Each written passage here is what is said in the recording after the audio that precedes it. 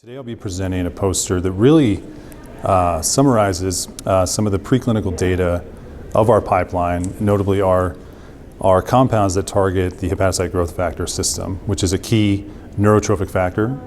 A common part of the pathology in a lot of these neurodegenerative diseases is actually a neurotrophic deficit. So there's a reduction in this key neurotrophic signaling that provides neuroprotective signaling, really protects neurons from various insults that we see across these pathologies, common to Alzheimer's, Parkinson's, and ALS. And so we've done a lot of work in the lab and in our animal studies looking at how our mechanism, our compounds, working through HGF, can help to promote this neurotrophic signaling, provide neuroprotection to various neurons, whether they're dopaminergic neurons, which are relevant for Parkinson's, cortical or hippocampal neurons relevant to Alzheimer's, or motor neurons relevant to ALS.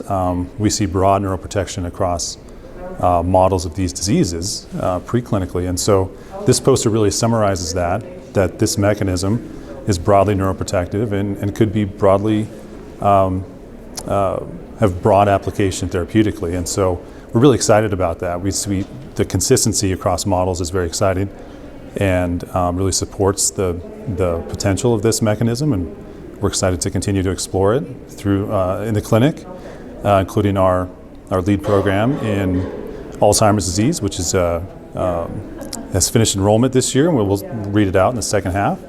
And we also look to start clinical trials in our ALS program this year, so we're very excited about the potential of both of those programs.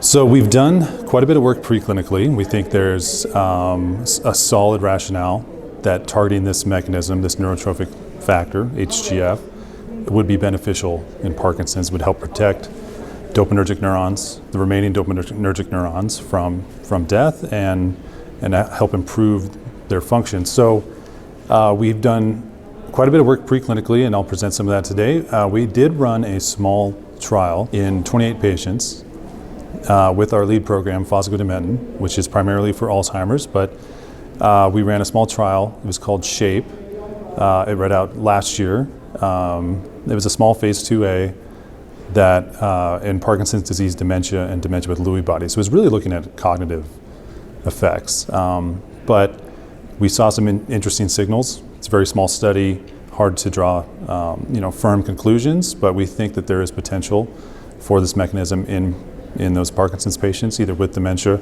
or we actually think it could be broadly applicable to across that population. So we hope to continue to explore Parkinson's as a potential indication for us, and look to get back in the clinic in the future. The biggest thing coming for the pipeline in the short term is the readout of our Alzheimer's trial, which was about 315 mild to moderate Alzheimer's patients treated for 6 months with once daily fosgonimeton. That's the candidate's drug name, and that'll read out in the second half of this year. And so we're very excited for that. We'll get a sense of how that drug is doing in terms of impact on cognition and function. So far, the safety profile has been very favorable, so that's encouraging. The next thing really is the ALS program. We're targeting to get that start our phase 1 in healthy volunteers this year, around mid-year. So that's very exciting to start that program. We've had some really good and consistent preclinical results, and so we hope to see that translate and get into assess safety this year in healthy volunteers, and hopefully get into patients in the near future. We did just publish a paper on fosgonimeton that came out about a week or two ago. It was published in Neurotherapeutics, and speaking of our Alzheimer's program, and it really highlights its ability to address Alzheimer's pathology in preclinical models, notably amyloid beta. And so that set of data is also very encouraging and gives us a lot of confidence going into our LIFT readout. We'll have to see what those results look like, but really looking forward to that.